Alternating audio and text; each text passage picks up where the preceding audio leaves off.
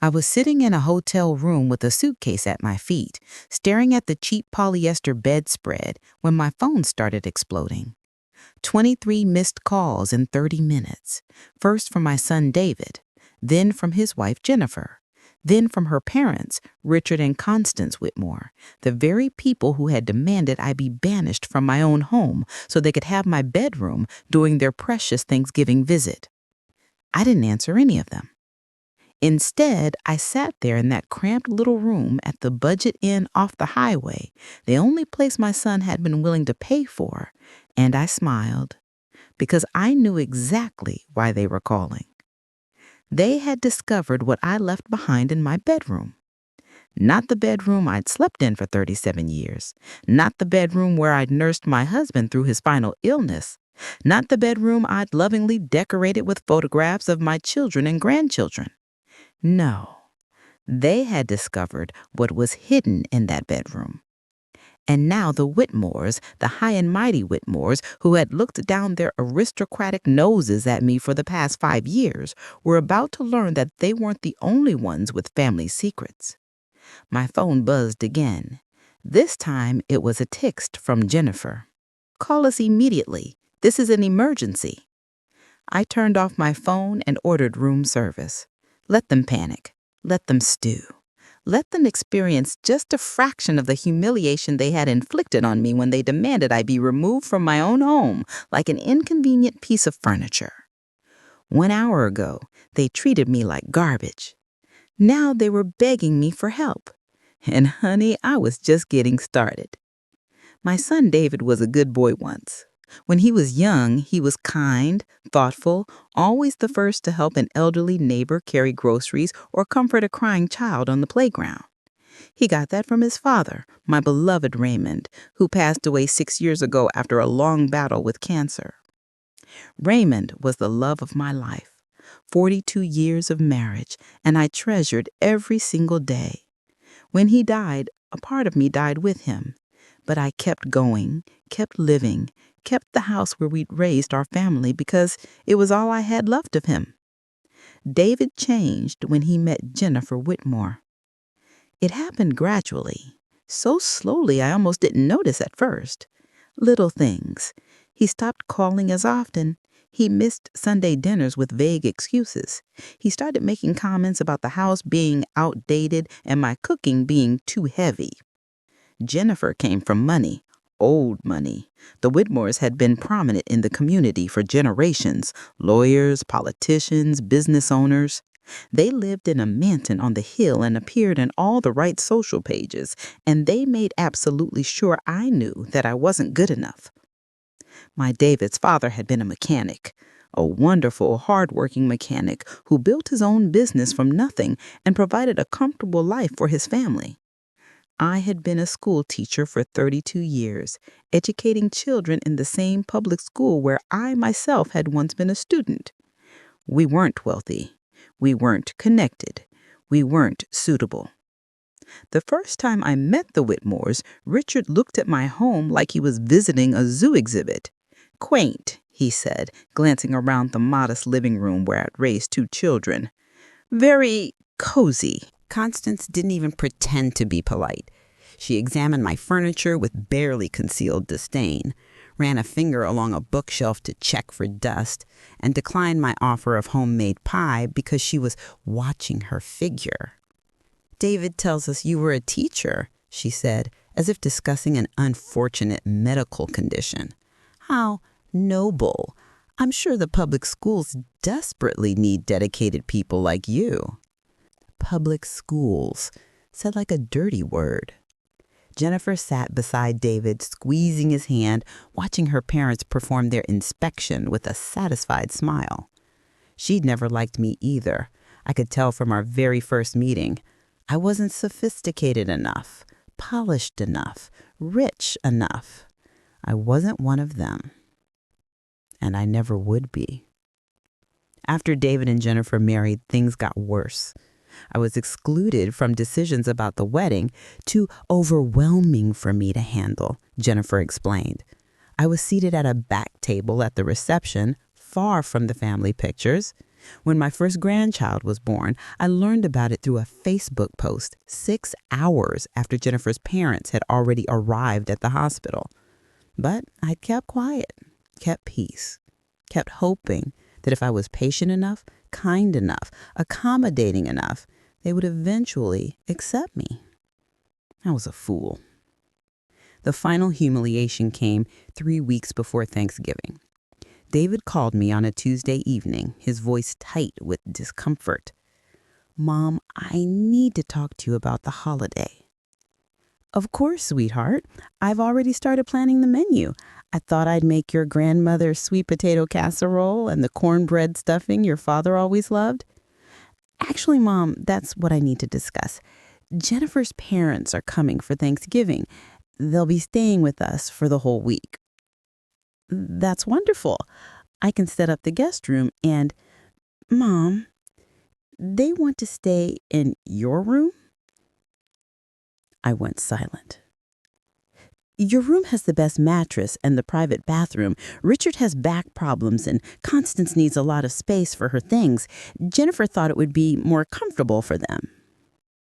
"Jennifer thought," I repeated slowly. "And what did you think?" I think it's just for a week. You could stay in the guest room or... There was a long, terrible pause. "There's a hotel near the highway, the Budget Inn. It's clean and it's affordable, and it would only be for a few days. I'll pay for it myself." The Budget Inn?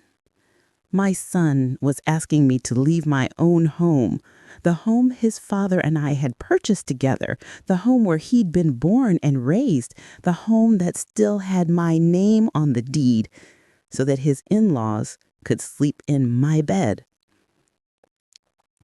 "David," I said carefully, "do you hear what you're asking me?" "Mom, please don't make this difficult. Jennifer is already stressed about the visit. Her parents have certain expectations, and I need to make a good impression. I'm up for a promotion at the firm, and Richard has a lot of influence." "A promotion?" "Yes, a partnership. This could change everything for us. Please, Mom, it's just a few days. I'll make it up to you, I promise." I should have said no. I should have reminded him whose house he was asking me to leave. Should have told him that his father would be ashamed. Should have stood my ground like the strong woman I always thought I was. But I looked around at the home I'd shared with Raymond, at the photographs of David as a baby, at all those years of love and sacrifice, and I thought, maybe if I do this, they'll finally accept me. Maybe if I show them I'm willing to make sacrifices for the family, they'll see my worth. So I said yes. And I started packing for the Budget Inn. They arrived on the Wednesday before Thanksgiving, like conquering royalty. Richard drove up in his Mercedes, Constance beside him wearing sunglasses despite the overcast sky. Jennifer rushed out to greet them with hugs and air kisses, while David unloaded their designer luggage. 4 suitcases for a 5-day visit. I was still in the house, gathering the last of my things.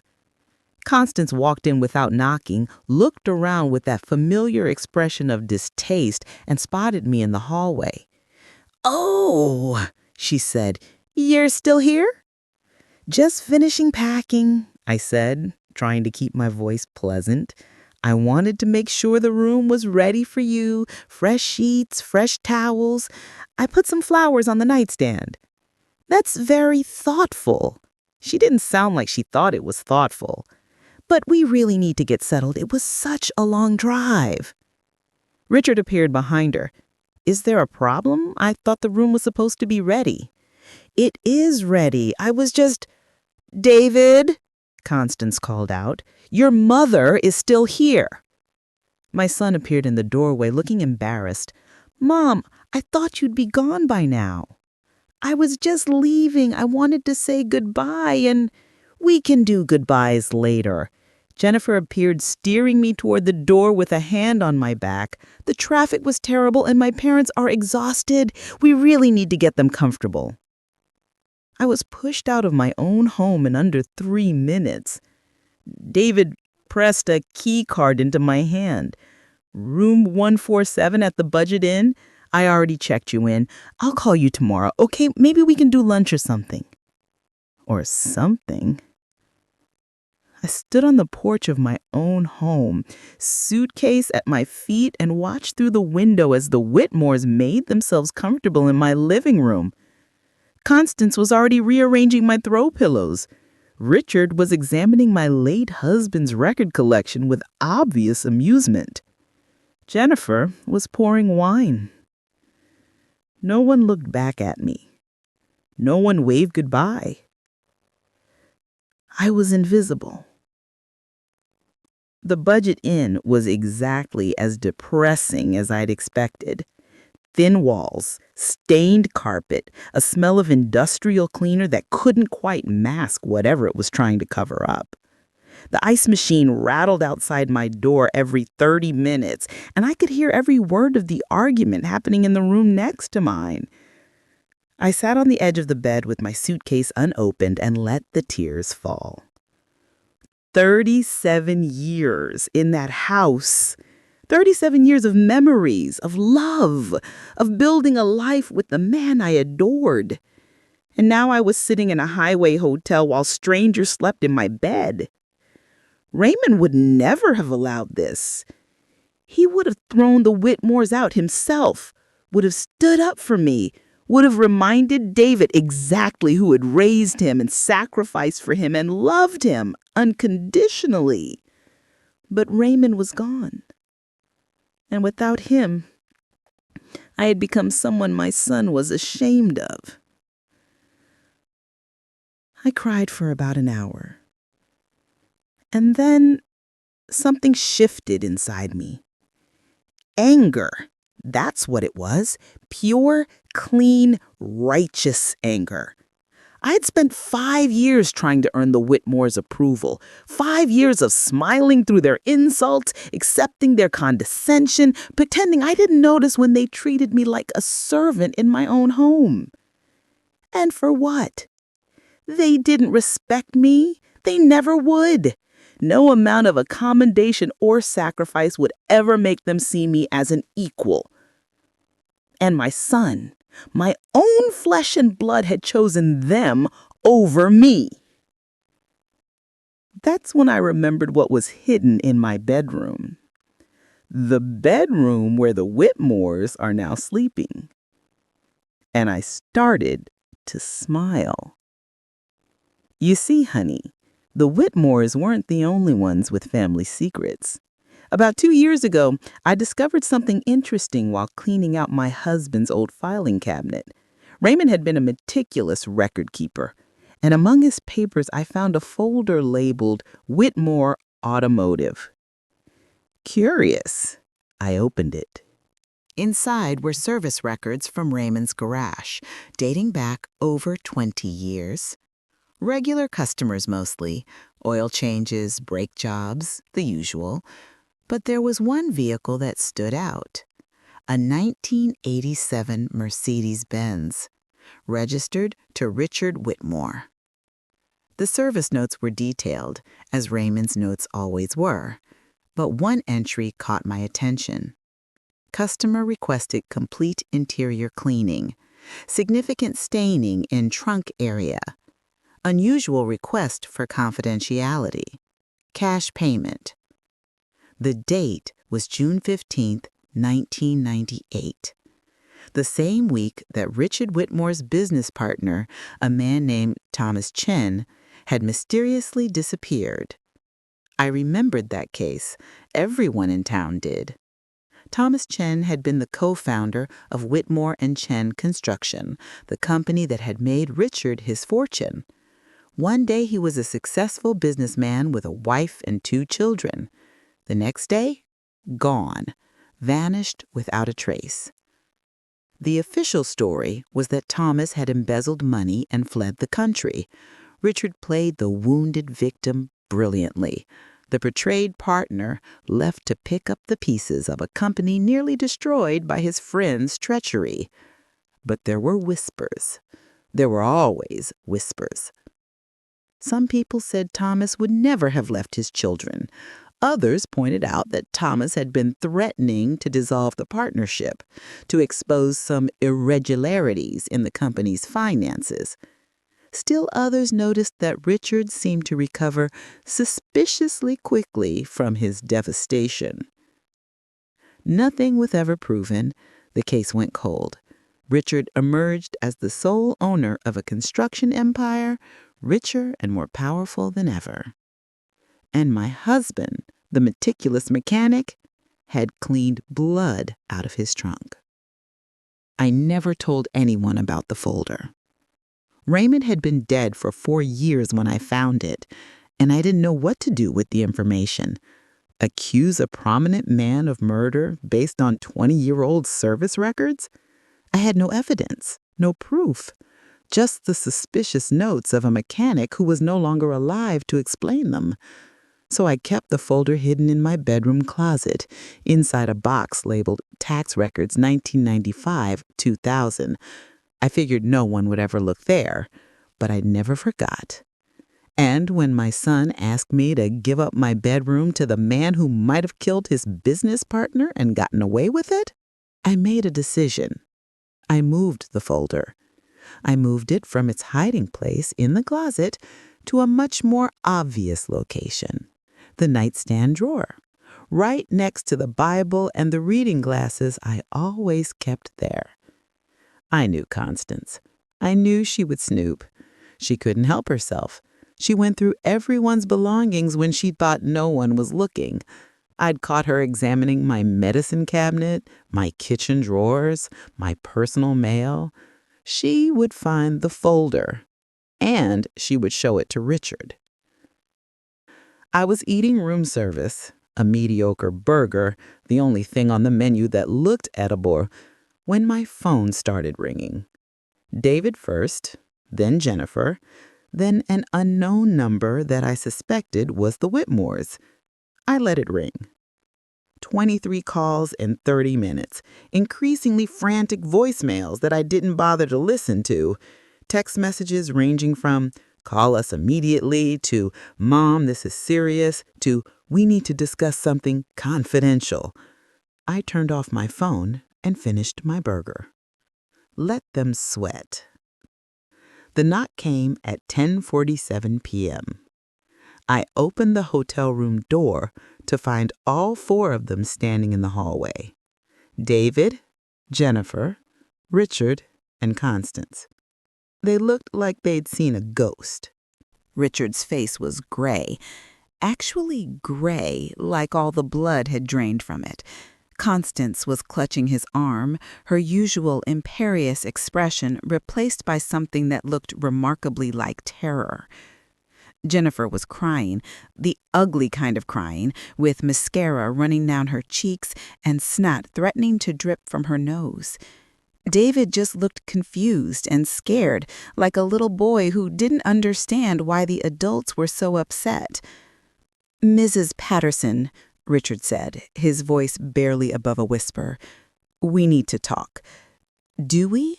I remained in the doorway, not inviting them in. "I thought you needed my room, not my conversation." "Please," Constance's voice cracked. "Please, can we come in? This is not a conversation for a hallway." I considered making them beg more, considered closing the door in their faces, considered telling them to check into their own budget-in room and see how it felt. But I was curious to see how this would play out. I stepped aside. They crowded into the tiny hotel room, looking ridiculous in their expensive clothes against the backdrop of stained carpet and cheap artwork. Richard and Constance sat on the edge of the bed. David and Jennifer stood by the window. I remained standing by the door. "You found something in my bedroom. Something that upset you?" Richard flinched. "Where did you get that folder?" "My husband kept detailed records. He was a mechanic. You might remember that, even though you seem to find his profession beneath you. He serviced your car many times over the years, Mr. Whitmore, including one very interesting occasion in June of 1998. The room went absolutely silent. Those records don't prove anything," Richard started. "They prove that you brought your car to my husband with blood in the trunk 1 week after your business partner disappeared. They prove that you paid cash for a confidential cleaning service. They prove it was an accident." The words exploded from Richard like a dam breaking. Constance gasped. Jennifer stared at her father with dawning horror. David looked like he might be sick. "I never meant it was supposed to be a conversation. He was going to destroy everything. The company, my reputation.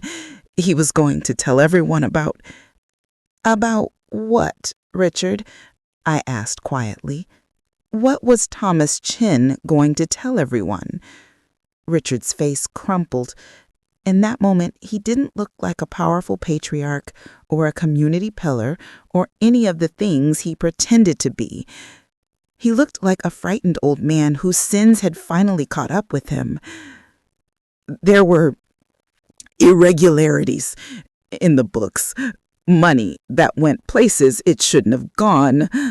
Thomas found out. He was going to go to the authorities. I tried to reason with him, but he wouldn't listen, and things got out of hand, and..." "You killed him," I finished.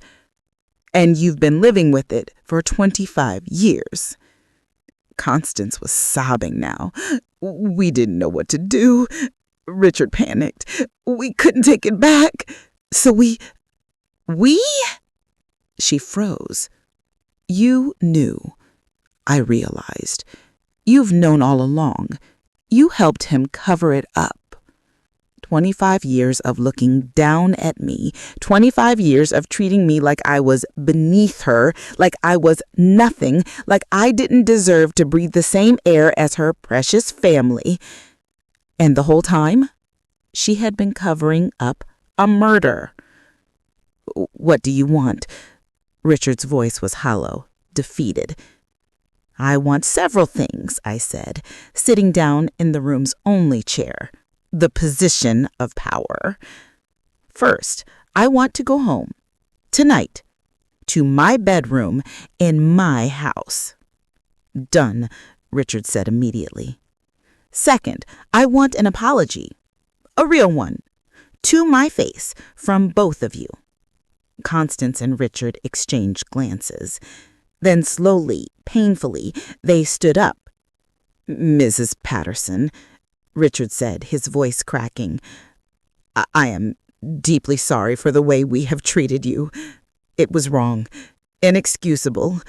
You deserved better, and I was cruel to you," Constance whispered. "I thought I was better than you because of money, because of status. But I'm not. I'm worse. I'm so much worse." They both looked at me with desperate, pleading eyes. I nodded slowly.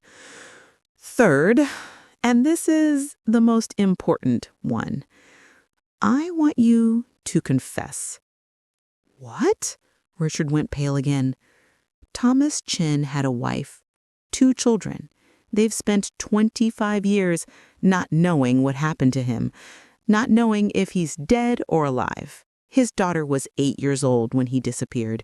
She's 33 now, and she still wonders if her father abandoned her. His son couldn't afford to finish college because the family fell apart after Thomas vanished." I stood up. "You took everything from them, their husband, their father, their peace of mind. And you've been living in luxury while they've been living with that wound?" "If I confess, I'll go to prison," Richard whispered. "Yes, you will. And that's exactly what should happen when you murder someone and cover it up for a quarter century. I can't, Constance, our family, our reputation." "Your reputation?" I laughed. It wasn't a kind laugh. You've spent 5 years making me feel worthless because I was a teacher and my husband was a mechanic. You've treated me like I was beneath you, like I was garbage, like I didn't deserve to be part of your precious family. And the whole time, you were a murderer and she was an accomplice. I walked toward the door. You have a choice, Mr. Whitmore. You can confess and face justice like a man, or I can take that folder to the police myself, along with a detailed statement about everything you just admitted to in this room. You can't prove there were no witnesses to... Actually, I said, pulling out my phone, there were. I showed them the screen, the voice recorder app, running the entire time. Constance made us sound like a wounded animal. Richard sat down heavily on the bed, his face in his hands. You recorded us? Jennifer said, staring at me with something that might have been respect for the first time ever. You planned this whole thing. I planned for your parents to find the folder, I corrected her. I didn't plan for your father to confess to murder in a hotel room. That was just a bonus. David finally spoke. Mom, I had no idea about any of this, about how they treated you, about what they... You had some idea, David. You knew they looked down on me. You knew they treated me poorly. And you chose them anyway. You chose their approval over your own mother. You threw me out of my home so they could sleep in my bed. He flinched, like I had struck him. I'm not asking you to choose sides anymore, but I am asking you to think about what kind of man you want to be. Your father, my Raymond, would never have let anyone treat me the way the Whitmores have. He would have protected me. He would have stood up for me. I opened the hotel room door. You're not your father's son right now, David, but you could be, if you choose to be. Richard Whitmore turned himself in to the police 3 days later. The recording was useful, but ultimately unnecessary. Once the investigation reopened, other evidence emerged. Witnesses who had been too afraid to speak, financial records that had been buried, forensic evidence that modern technology could finally analyze properly. Thomas Chen's remains were found on a piece of property that had been owned by Whitmore and Chen Construction in 1998. His family finally had closure. His children finally knew the truth. Richard was convicted of second-degree murder. Constance was convicted as an accessory after the fact. They'll both spend the rest of their lives in prison.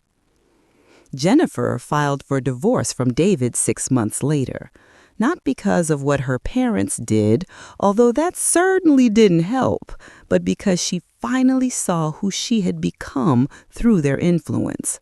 The last I heard, she was in therapy, trying to unlearn all the cruelty and snobbery they had taught her. David came to me 3 weeks after the arrest, sat at my kitchen table and cried like he hadn't cried since he was a little boy. I'm so sorry, Mom, he kept saying. I'm so sorry. I don't know how I became this person. I don't know how I let them. I held him, because that's what mothers do. Your father would have forgiven you, I told him, and so do I. But David, I know, he pulled back, wiping his eyes. I have to earn it back. I have to become someone worth forgiving. He's trying. It's slow and it's hard, and some days he takes steps backwards, but he's trying. That's all I can ask. I still live in my house. My bedroom is exactly as it was before the Whitmores briefly occupied it. My photographs, my memories, my life with Raymond preserved in every corner. I think about that night at the Budget Inn sometimes, about the anger that finally fought back, about the recording that changed everything. But mostly, I think about this. The Whitmores spent their whole lives believing they were better than everyone else. They built their fortune on theft and murder, and they covered it up with arrogance and cruelty. They looked down on honest people, mechanics and teachers and everyone else who worked hard and played by the rules, because they thought wealth and status made them superior. But in the end, the mechanic's widow brought them down. In the end, the woman they treated like garbage had the power to destroy them. Because real worth isn't measured in bank accounts or social standing or family pedigree.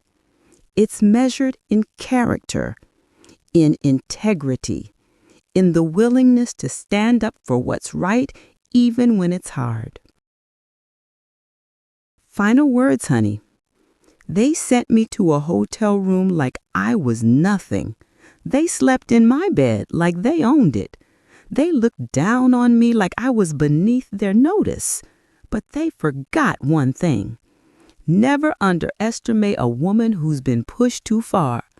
We have patience, we have memory, and when we finally fight back, we fight to win. This has been Auntie Belle's Confessions.